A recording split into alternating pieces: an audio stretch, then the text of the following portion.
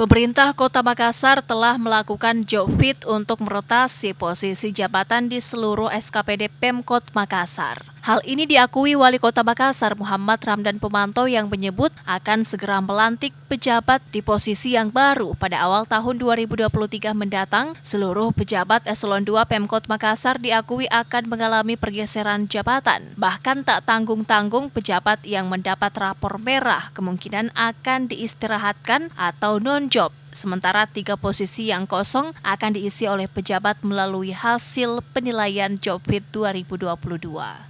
Berbeda halnya mantan asisten 1 Pemkot Makassar M. Sabri yang sebelumnya menjalani masa rehabilitasi selama 6 bulan kini diusulkan kembali untuk diaktifkan sebagai ASN Pemkot Makassar. Wali Kota Makassar mengaku belum menjalankan perintah pengadilan untuk mengaktifkan kembali M. Sabri sebagai ASN Pemkot Makassar karena berdasarkan peraturan Mendagri tidak boleh lagi diaktifkan sebagai ASN. Iya kan, berarti ada 4 nanti ada lelangnya juga.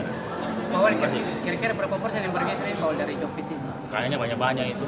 Banyak Pak ya. Ada yang kemungkinan non jobnya di sana Pak. Ya, saya lagi cari cara. Memang job fit tidak untuk non job. Lagi cari cara kalau terlalu rendah sekali, kenapa tidak? Tapi lewat pemeriksaan inspektorat pasti. Makanya SKP saya akan turunkan dalam sebelum tanggal 1. Wali Kota Makassar juga memastikan posisi jabatan untuk M. Sabri dipastikan belum dipercayakan memimpin salah satu OPD. Pada pelantikan pejabat yang akan datang, pasalnya pihaknya belum mengakuisisi pengaktifan kembali sebagai ASN Pemkot Makassar. Ira, Fajar TV dan Fajar Radio melaporkan.